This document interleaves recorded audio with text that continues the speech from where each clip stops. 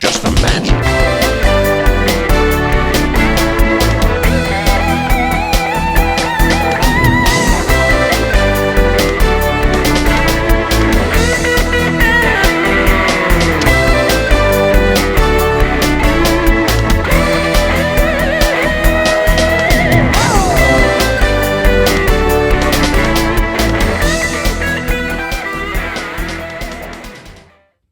Hello everyone, this is Bullfrog's Banjo.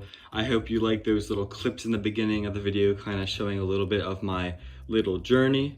The date is March 3rd, 2024, and I was able to pick up these animatronics from VP Productions. So let me basically talk about this a little bit, give a little bit of the backstory, show them a little up close, and then I'm gonna do a little bit of mechanical investigation in this video. I don't think I'll be fixing something, but I do want to open up one of the birds and take a look, and I will kind of, I guess, just show how I'm doing that. So first, I guess we should start with like what these are, and then we'll talk about the story of like how I bought them, etc. And then I'll do a little up close and personal with them, and you can kind of take a look at all the details and stuff like that. And I'll talk about the future a little bit as well. So let's start with the beginning, right? So these are the Chirpettes. So this character, I guess these characters, I kind of consider them one animatronic. It could technically be two animatronics because they're individual, like they both have individual mouths, individual head turns, individual leans. But they're technically one animatronic. So I wouldn't really say they're two, but they are a part of, I guess you could say, kind of I'm trying to think about what show they would be kind of, I guess, a part of. They're basically a part of the Mick Jaguar soundtrack show, right? So like the Rock and Roll and 50s show, they basically were made for that soundtrack to be like the females for that show. And they have been produced in many different styles. Like right now I'm gonna show a couple pictures of different versions. Like there's like an IAPA version, there is the Fantasyland version, there is the Timeline Arcade Mick Jaguar one, there's the one Kanan owns, there's the one I own, and yeah, so there's just a couple of different versions, different styles, which is pretty cool. They all have their unique differences, which makes them all super cool. I'm sure some are favorited more than others and stuff, but that's really not too important. So that's basically what they are, right? Now, I was informed, I forgot to ask the owner of VP, Scott, and I'll get to, actually getting them in a second, but I forgot to ask him exactly like the story about them. But from what I was told, and this could be completely wrong, this could be true, I'm not sure, is that they're old stock. So obviously they're made by VP, and they were made to possibly just get used at some point, and they weren't. I don't know if it was for an order, if they just whipped together some Chirpettes for, just to have, but, all I do know is time has went by, and eventually they have been sold to me. So, okay, so here's how I got them, right? So I have some friends, and they visited VP about a week ago. And when they visited there, they took a lot of photos and stuff like that, and some of them even got their own animatronics themselves from there. And something that kind of stuck out to me was the Chirpettes.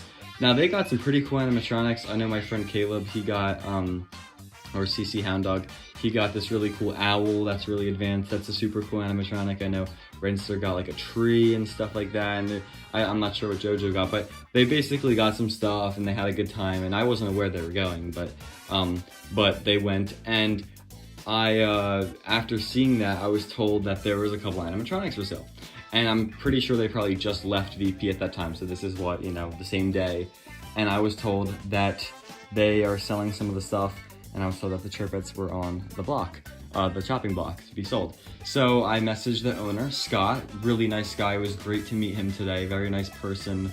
He's basically one of the people that is still at VP that, makes the stuff and has been there for a while. I'm pretty sure he's the owner, I'm not too positive. I think there's another guy that's also there. I forget his name. But basically, so I messaged Scott, and I said, how much would you like for the Chirpettes? He gave me a price, sent me a video of them working and like a little test video to see like kind of how they move a little bit. And I told them I'd buy them.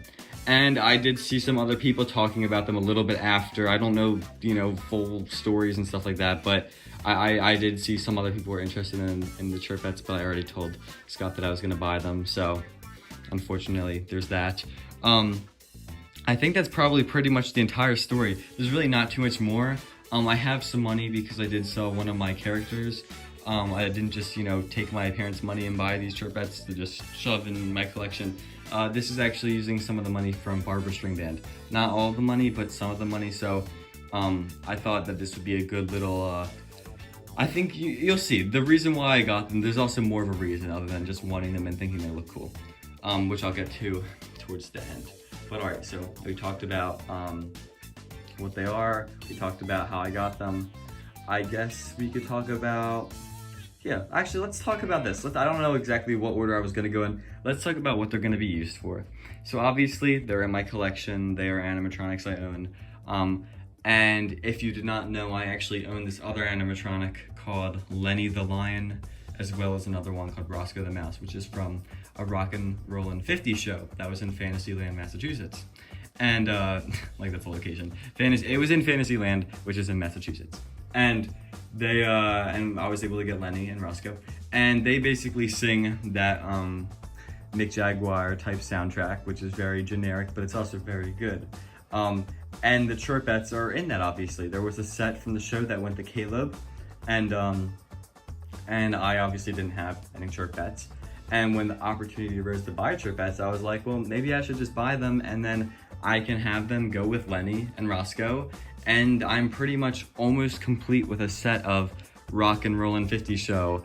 I'm not too sure exactly what the exact name would be for that type of style of show, but you know, you have the two females, which in this case are birds. In most cases they are. They have been cats before that.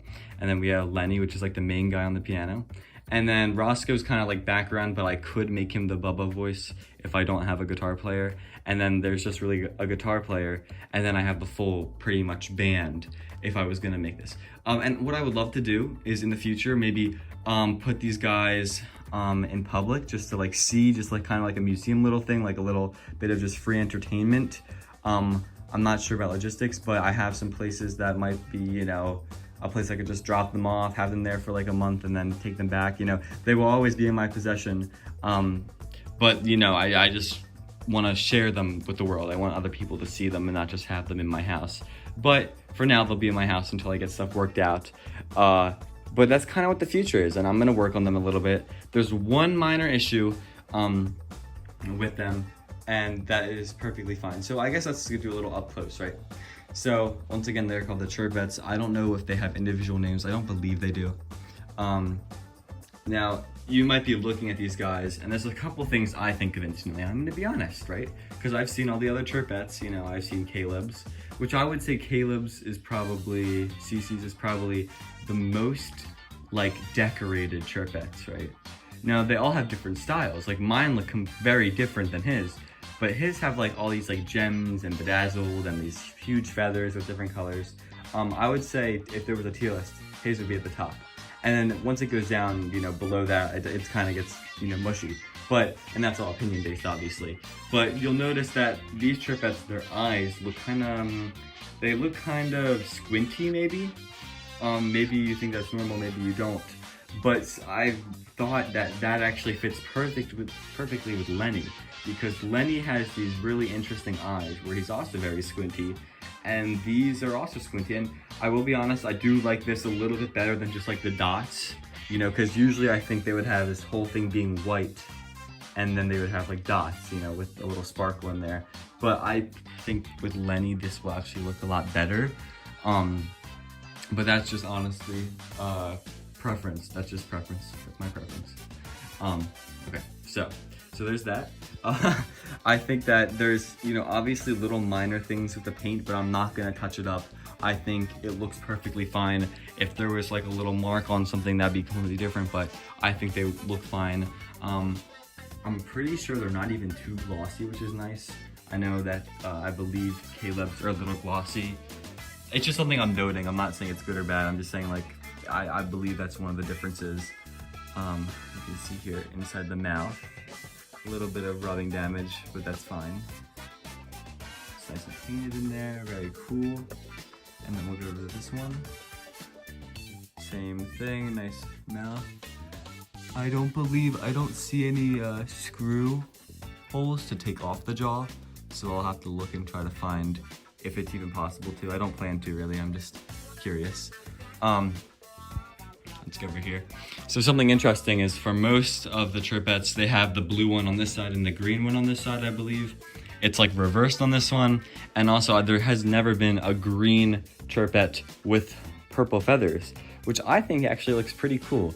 And then I don't know about pink on the blue one either, but I kind of think that's also cool because it's kind of like cotton candy, like pink and blue I think go well together. And honestly, I think purple and green look well together too. It's kind of like a darker shade, it's a little bit more rich. I like it, I think it looks nice. Going back up to the little close-up. The feet here are foam, and I believe there's a thin layer of either latex, thin layer of latex and foam filled. Let me see if I can actually, I don't want to take it out fully. I believe there's some latex on it or some other sort of material, but it definitely is foam filled, and whatever the material is, it is very thin. You can see here they have a slit on the back and it just could slide off if I tried. I don't really want it right now, but I'm just showing. And there is 4 feet. They are all the same mold. They're all cut the same way. They're painted pretty nicely. Now these guys were not made like a week ago, by the way. These are kind of old. I don't know when they were made. I will ask Scott and maybe he'll know. But you can see there, you can see a little bit of the pole when they're leaning upwards. A little bit of that pole, of the metal pole. And over here, same thing, but it does matter. It does not matter to me. But very cool, very nice. The feathers. Now these feather boas are just traditional boas. Like I could take them off right now and they'd just be one big strip of boa. There's of course the 2 colors. I don't think I'm gonna really replace them just because I don't need to right now. But you know, right now I have them in a sort of kind of like fluff around the neck and then tail, which I think looks good. But I know they had like one before I did this, one of them had like a sash on and then the tail. And then I know like there's different styles you can do. So we'll see how that kind of works in the future. Right now I have it like this. The tail down here is like the 2 pieces, the 2 end pieces. So what I want to do is I want to get like a little kind of like string or something, or like a rubber band, and do like a little section here and then a section here just to keep them together, because sometimes they will look like that at the bottom, which doesn't look too good. But I think the thickness of it down here is nice. Moving on, I want to talk about the pole. So here's the pole. I think this pole is thicker than the one that Caleb has. I'm mostly comparing it to Caleb's because I've seen that one in person and stuff like that. And it's also like a pretty good one. So the pole on mine is thicker and they're closer together, which makes them look bigger, I believe. Now the mechanism. So let's talk about movements, and then we'll get into restoring, or not restoring. We're really just looking into the stuff. Also, before I go to that, hold on. I know I just started talking about the pole and stuff. Let's talk about the hats. I forgot about that. So these hats are really interesting. They're kind of like let's see. They kind of are like this interesting, like, I guess, fabric kind of sort of thing. It's hard to explain what they are, but they're basically these like headbands. They honestly were probably bought as just normal headbands. Or maybe they weren't actually. I don't know. I really don't know. But there are these headbands, and it's hard to like position this stuff. So I know this might be bothering some people, how this one's is going that way, this one's going up. I can't really do much about it. Like right here, it's a little bent, which I try to straighten out and make it straight, which it's all right. But I like how hers is going up. Now the red one, it's kind of just like flat on her head when it probably should go like that, which would make them look like this, which I think looks better. But I don't really have a way right now of currently doing that. They had like a bag on them for years, so it probably, the weight of the bag warped and pushed this stuff down. Okay, I think we talked about that. We're gonna talk about the pole right now. Pole is a very nice metal pole. I'll show this little piece in the back. So here's the back of them right now. They just have the feathers going down. So right here, you can see there's a little hole there which has some wires and stuff. There's actually a little T-cross fitting right in there. Now there's not really much space to do anything in here, so I guess maybe they would have the hoses and like bring them out here and do all the stuff out here and then put it back in. That's probably why it's there. As you get down towards the bottom, you can see there's another hole here. Now this is the hole that is used for bringing out the cables. There's a couple cables coming out of it. So the valves are inside of the Chirpettes bodies. There's 3 movements for each Chirpette, and then there's technically 1 pull movement. There could be multiple, but it's 1 pull movement. So you have the black hose, which is just your air supply to both of them. It's not a regulator. This is actually really cool. Scott gave this to me. It's like an air regulator, but it's like a dial. You can like spin it and it adjusts it on here, which is really cool. This piece right here connects to another wire, and that is basically what powers this the valve for the turning of the base. So when I bought this, there was no mechanism for turning of the base, for the turning of the Chirpettes base, right? Now Scott actually welded me this piece, I believe. He welded me this like cross here, and the base is actually, it's able to rotate. The Chirpettes are able to rotate on this pretty smoothly too, because it's made for that. You see this gap. So basically this whole thing is upside down. There's a hole going through the wood on the other side. And the Chirpettes are supposed to slide through that, and then there's gonna be a little piece coming out of the end right here. Now, what happens here is this piece, which he made this for me, like actually in shop right when I got there. And this is also stuff he didn't have to do. He's just a good person. But this piece clamps, I believe, it will slide on, but it will, you know, go onto here, clamp on, and then I just have to mount the cylinder to something else. And then that will cause the rotation. See, it's hard to show with one hand, but it will cause the rotation of the base. So I will probably use this wood. I'm probably just gonna flip it upside down and make a box around it. Maybe add some curtain, maybe add some stuff to make it, you know, nice. I'll put a valve in here. I'll probably steal one from Roscoe, like his lid valve or something, because there's a nice Mac valve I haven't been using from that. And that's basically the turning mechanism, right? So that's why there's a gap. Right now it's upside down because if I flip this upside down, this pole would be going through my floor and that would not make any sense. So I kind of have it like in a way right now where it can just stand up. But in reality, it should have the other way where this is, we're looking at it the wrong way. So it should be flipped. So that's that. Here's the cable connector. It's just a 9-prong. Like I said, she has 6 movements, technically 7 because this is wired into it. So this just has to plug in to the valve for the turning, and then it's set. So it's not even like, so that's really nice that it has that feature. So it's already like prepared for that. It just doesn't have the mechanism, which he made for me, which is perfectly fine. So yeah, so there's this. All right, so now I've talked enough about these guys. You've seen them, you know what they look like. Let's do a little bit of a movement thing. So, okay, so here's the head turning, right? You can see nice movement with the hat. Here's the leaning. Yeah, so this is the issue that we are gonna look at, right? And then there is mouth, obviously. Nice and smooth. Same thing on this one. Head turning, mouth movement, up, down, but less slamming. This one likes to really slam.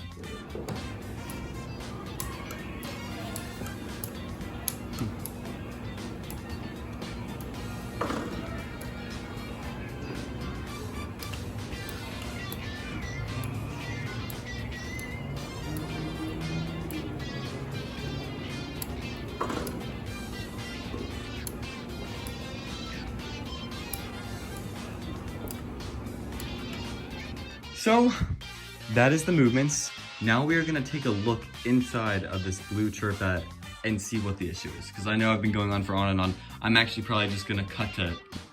Alrighty, so this video is not a restoration video, but this is basically what the mechanism looks like for the Chirpette. And this foot just comes off here. I'll just take it off right now. But you can see that this is kind of how it is. It's really cool. So this piece right here is the exhaust. So the foam muffles the air coming out.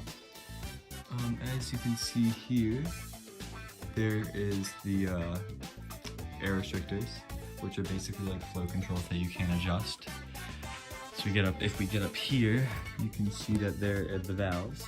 These are small valves. I know they have FitMac valves in here, but these are just I'm honestly not sure of the brand.